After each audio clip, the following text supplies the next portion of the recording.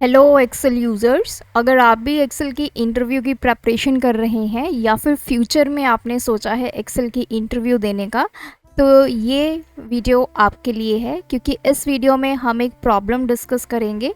ये question maximum interviews में पूछा जाता है और बहुत सारे कैंडिडेट्स इसमें कंफ्यूज हो जाते हैं। तो क्या क्वेश्चन है, क्या इसका आंसर है, इसके लिए आपको वीडियो को बिल्कुल एंड तक देखना होगा। यहाँ पे आपको मैं सिनारियो समझा देती हूँ। इंटरव्यूअर ने पूछा है कि हमारे पास यहाँ पे सेल्स ईयर है और एक आईडी मेंशन है। Based upon ID and sale year हमें क्या करना है, इस पर्टिकुलर आईडी के एम्प्लॉयर का नेम, डिपार्टमेंट और इस पर्टिकुलर ईयर में कितनी सेल हुई है वो यहाँ पे डिस्प्ले करना है। अब जैसे ही सडनली मैंने आपको सिनारियो बताया तो आपके माइंड में एक ही फॉर्मूला आएगा, दैट इज़ वी लुकअप। लेकिन यहाँ पे ट्विस्ट ये है कि वी लुकअप तो हम यूज़ करेंगे ही, लेकिन उसी के साथ हम एक और फॉर्मूला भी यूज़ करने वाले हैं। तो कैसे इस पूरे सिनारियो को हम सॉल्व करेंगे, तो चलिए वीडियो को शुरू करते हैं।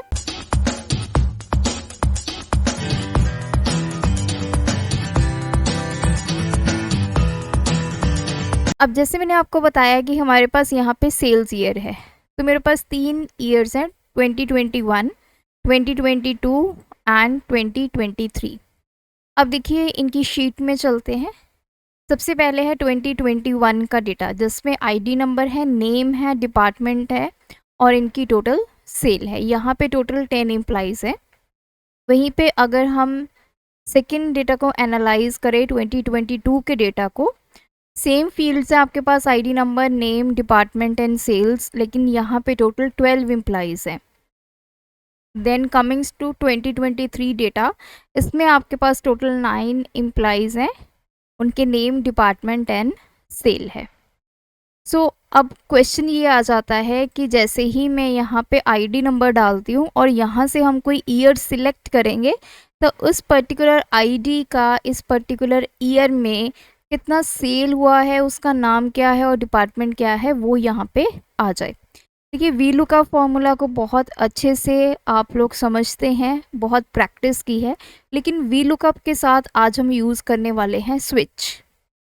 तो स्विच जो फंक्शन होता है एक्सेल में, उसका काम क्या होता है कि हम उसको सबसे पहले एक वैल्यू प्रोवाइड करते हैं। फॉर एग्जांपल, स्विच पहले हम बात करते हैं कि वो काम कब आता है। जब हमारे पास मल्टीपल केसेस होते हैं तब हम स्विच को यूज़ करते हैं। मल्टीपल केसेस का मतलब जैसे यहाँ पे 3 ईयर्स है, ईयर 2021 भी हो सकता है, 2022 भी हो सकता है और 2023 भी हो सकता है। तो 3 मेरे पास डिफरेंट केसेस हैं। इसी तरह जब आपके पास डिफरेंट डिफरेंट केसेस हों तब आप स्विच यूज़ करते हैं। अब फॉर एग्ज़ाम्पल मैंने एक नंबर बोला 4। अब मैं चाहती हूँ कि मुझे एक पूरे हफ्ते में बताना है कि नंबर 4 पे क्या होगा। अगर मैंने 1 अज्यूम किया है मंडे को, 2 होगा ट्यूसडे, 3 होगा वेंसडे और 4 क्या होगा आपका थर्सडे। तो लिखा कैसे जाता है इसको, सिंटेक्स क्या है, इक्वल्स टू स्विच। जैसे आप ब्रैकेट स्टार्ट करेंगे, देखिए सबसे पहले है एक्सप्रेशन। एक्सप्रेशन वो जो मैं आपको वैल्यू बता रही हूँ। अब जैसे मैंने यहाँ पे दे दिया 1, यहाँ पे आप सेल भी दे सकते हैं रेफरेंस। उसके बाद आ जाती है वैल्यू कि अगर यहाँ पे 1 के साथ 1 मैच हुई। अब यहाँ पे ये जो वैल्यू है ये बेसिकली अब हम डिफरेंट डिफरेंट केसेस दे रहे हैं। 1, 2, 3। अगर 1 हुआ तो मेरा क्या होगा, मंडे होगा, कॉमा। अगर ये वैल्यू 2 है तो क्या होगा, ट्यूसडे होगा। और लास्ट में देखिए आपके पास होती है एक डिफ़ॉल्ट वैल्यू कि अगर इनमें से कोई केस एग्जीक्यूट ना हुआ तब आप क्या एग्जीक्यूट करने वाले हैं। तो ये मैंडेटरी नहीं होता, ये ऑप्शनल पार्ट होता है। तो यहाँ पे मैंने जैसे ही ब्रैकेट क्लोज करके एंटर किया मुझे मंडे मिल गया। मंडे मुझे क्यों मिला? क्योंकि ये वैल्यू हमने क्या प्रोवाइड की है, इसको एक्सप्रेशन क्या है हमारा 1। ये 1 किसके साथ मैच हुआ? इस 1 के साथ मैच हुआ और ये वाला रिजल्ट हमें मिल गया। सो ये ऐसे काम करता है आपका स्विच।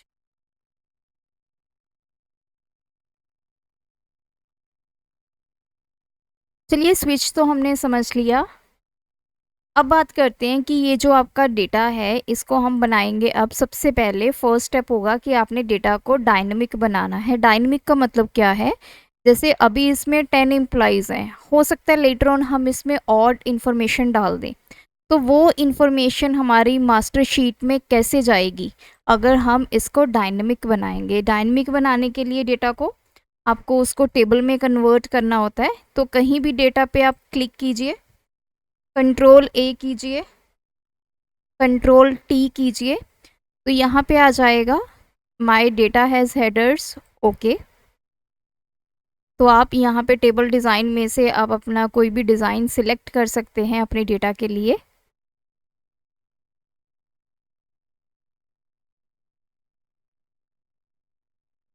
तो चलिए ये डिज़ाइन सिलेक्ट हो गया और मोस्ट इम्पॉर्टेंटली हम अपने इस टेबल को यहाँ पे नेम देंगे। तो टेबल डिज़ाइन ऑटोमेटिकली टैब जो है वो एक्टिवेट हो जाती है जब आप अपने डेटा को टेबल में कन्वर्ट करते हैं। तो यहाँ पे हम टेबल नेम लिखेंगे। सो मैंने लिख दिया डेटा। 2021 का डेटा है तो मैंने डेटा 21 इसको लिखकर एंटर प्रेस कर दिया।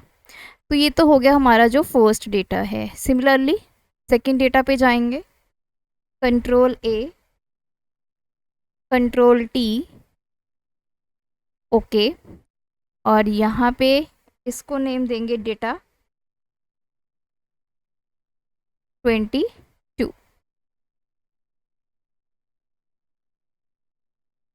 नेक्स्ट सेम प्रोसेस रिपीट करेंगे और को नेम प्रोवाइड करेंगे डेटा 20।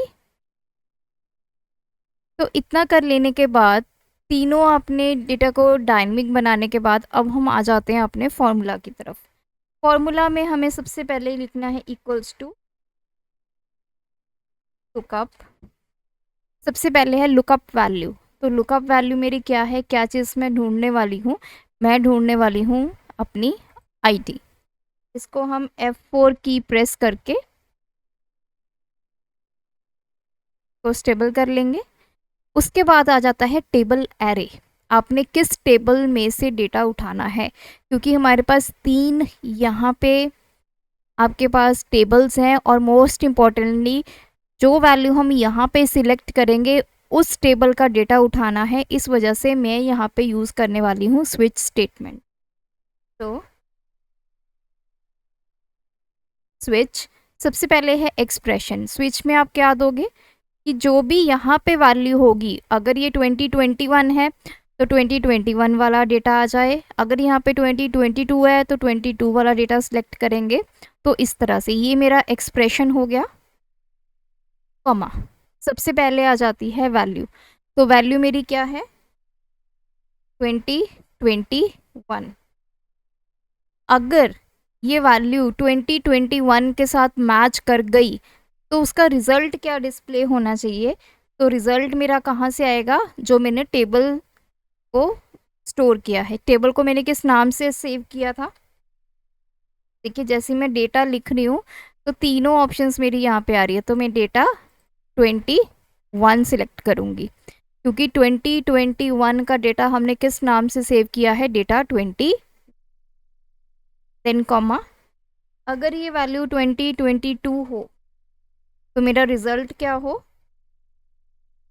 डेटा 2022।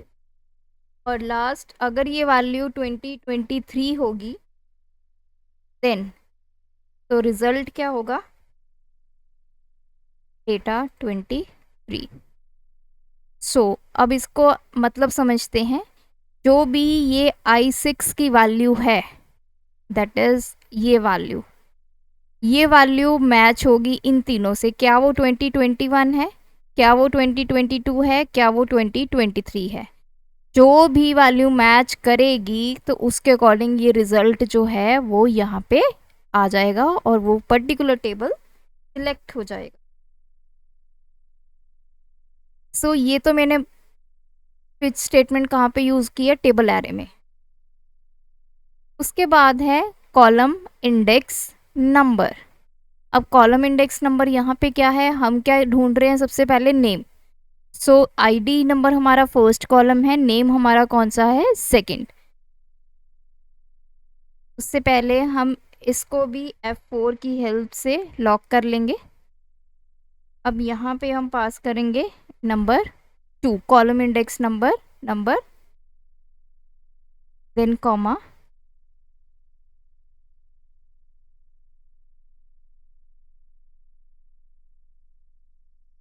सो नेम हमारे पास आ गया है, दैट इज संदीप, और हम इसको इधर ड्रैग कर लेंगे।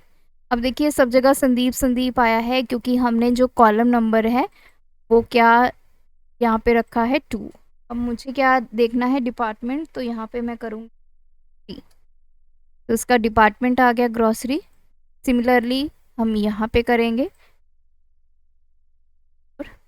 और उसकी सेल आ गई 456231। अब इसको थोड़ा सा चेंज करेंगे, यहाँ जाकर कॉमा स्टाइल, और यहाँ से वो डेसिमल को डिक्रीज कर देंगे।